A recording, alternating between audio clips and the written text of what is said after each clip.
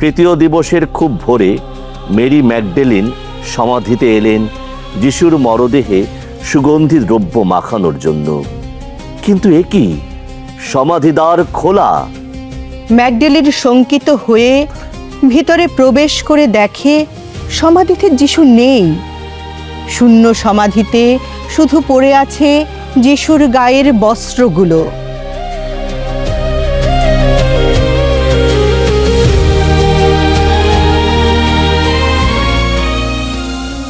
মৃতদের মধ্যে জীবিতকে খুঁজছো কেন?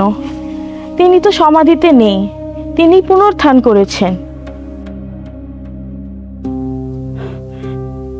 যিশু পুনরুত্থান করেছেন?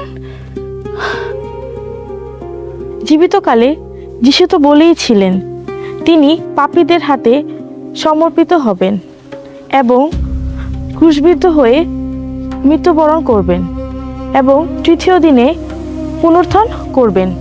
যিশু সত্যি সত্যি পুনরুত্থান করেছেন?